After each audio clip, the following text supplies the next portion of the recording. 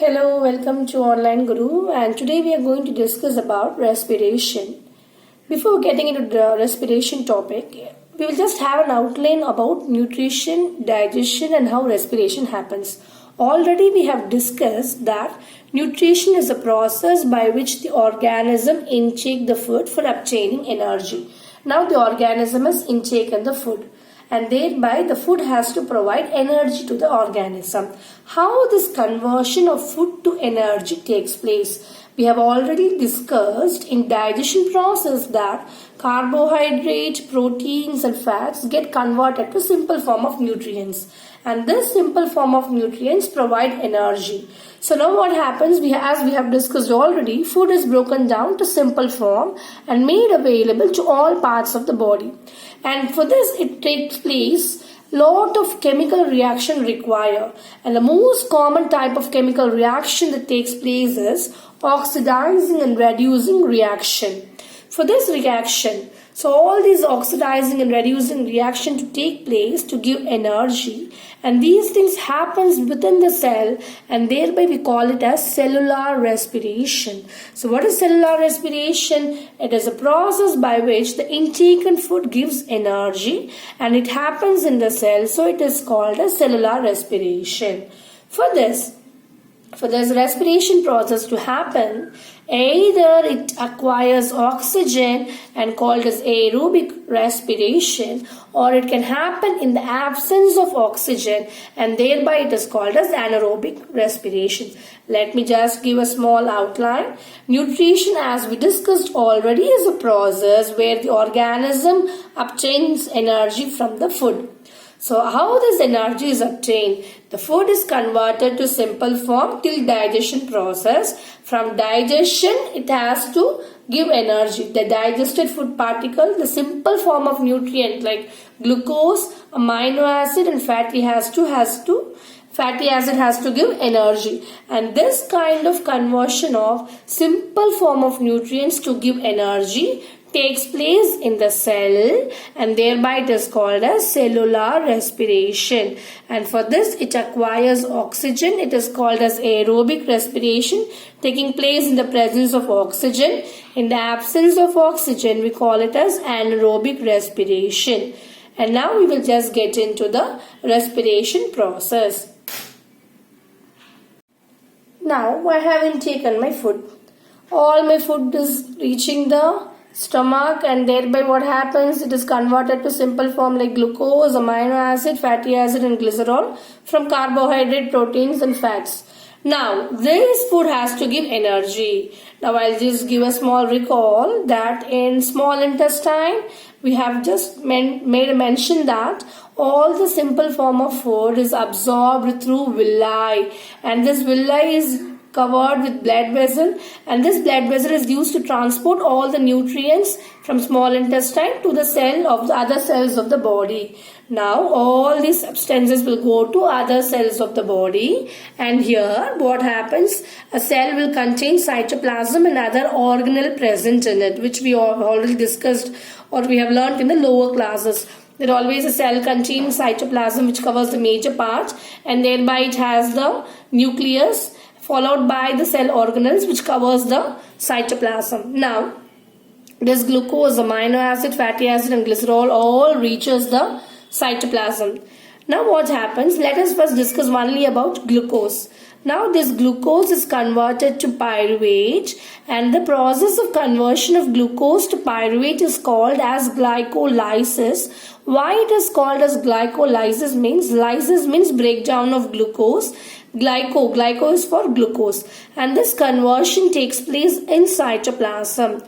Now the converted pyruvate is broken down to form acetyl-CoA, and this happens in the presence of oxygen, and thereby it is called as aerobic respiration. Now it is not only glucose converting into acetyl-CoA, you have other kind of substances like amino acid, fatty acid and glycerol also gets converted into acetyl-CoA. Now this converted acetyl-CoA enters the TCA cycle, otherwise called as Krebs cycle, which is taking place in the mitochondria. which is one of the cell organelle present in the cell, and thereby the mitochondria is called as the powerhouse of the cell.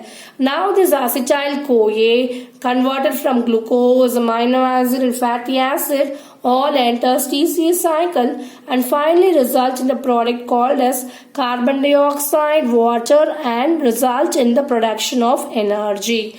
Now we have come to the word energy, what we have made a mention in the discussion of definition, that it gives energy. So now this energy is produced. How this energy production takes place, which is the compound involved in the production of energy. So energy is produced by ATP. What is the full form of ATP? It is adenosine triphosphate. Adenosine is the nitrogenous base. Triphosphate means you have 3 phosphate group present, and thereby this ATP is also called as energy currency for most cellular process. This energy is used for most of the cellular activities. How this energy is produced? As I have mentioned, you have 3 phosphate group present, and when the terminal phosphate group is broken down, and thereby it results in the formation of ADP. ADP means adenosine diphosphate, and thereby the terminal phosphate is released out. And when this breaking down takes place, it releases a lot of energy, and thereby it is called as energy currency for most cellular process. So how energy is produced means from ATP. How ATP is producing energy means from the breakdown of the terminal phosphate from the ATP, and thereby release of energy takes place. So this is called as the process where release of energy takes place. Suppose, coming back over here, as I have mentioned, glucose is converting to pyruvate. Suppose when there is lack of oxygen, this pyruvate convert into lactic acid in the muscles. Instead of getting converted to acetyl-CoA, it will get converted to lactic acid in the muscles when there is lack of oxygen. And this is also one kind of process where there is partial oxygen supply. Now we will see and discuss about ATP in detail, which is the energy currency which produces energy. Now coming back about ATP, ATP captures chemical energy by breaking down the food molecule, and thereby it releases energy, as I have discussed already. And ATP is made up of, and one ATP, the chemical structure of ATP is that it is made up of ribose sugar. So it has a sugar, it is ribose sugar, and one end it is attached with a nitrogenous base called as adenosine, and to the other end it has 3 phosphate group attached to it. Now what happens? When there is a cleavage of the hydrogen bond in the presence of water, and this process is called as hydrolysis. Lysis means breakdown, hydro means in the presence of water. So when there is a breakdown of the hydrogen bond in the presence of water, thereby what happens? It is called as hydrolysis. So it releases energy. And energy is present in the bonds between phosphate and released when they are broken by addition of water, and this process is called as hydrolysis, and it is called as an energy carrying molecule. ATP is called as an energy carrying molecule. So the amount of energy released when there is breakdown is 30.5 kilojoule per mole. So this much amount of energy is released when there is a breakdown of the terminal phosphate group in the presence of water. So that's what is given over here. When ATP is continuously broken down to give energy. So if you see in glycolysis process, more number of ATPs are produced. So the net ATP is 36 molecule, and just imagine how much energy is produced by breaking down of one molecule of glucose. So thereby energy released is used for cellular processes like metabolic reaction, transporting substance across the membrane, and mechanical work like the movement of muscle. So for all these activities, this energy is required.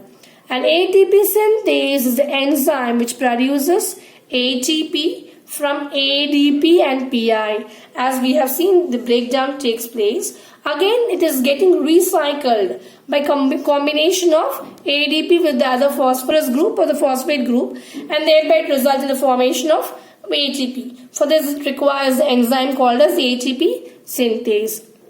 Now you would have understood how we say that energy is produced. When we say by definition, it only means energy. But what is the background behind energy formation? The background behind energy formation is that whatever the food we eat goes to the stomach, and stomach, from there it goes to the small intestine, where all the complex form of nutrients converted to simple form as mentioned earlier, and these simple form of nutrients will be transported from the small intestine to the respective cells, and from there it is broken down to give energy. How this breakdown takes place? Each nutrient has a separate pathway. For example, glucose starts with the glycolysis pathway and thereby it ends with acetyl-CoA. Similarly, you have for proteins and fatty acid, amino acids and fatty acid. So these pathways, separate pathway, get converted into acetyl-CoA. All the acetyl-CoA will enter the TCA cycle,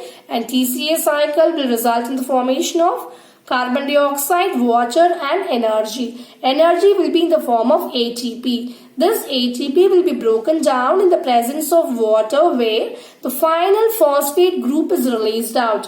When the final phosphate group is released out from ATP, it results in the formation of ADP plus phosphorus groups, a separate inorganic phosphate group, and this conversion, this breakdown release in the form of energy of about 30.5 kilojoule per mole, and this energy is used for the process like cell process like metabolic reaction, transporting substance across the membrane, and mechanical work like the muscular movement.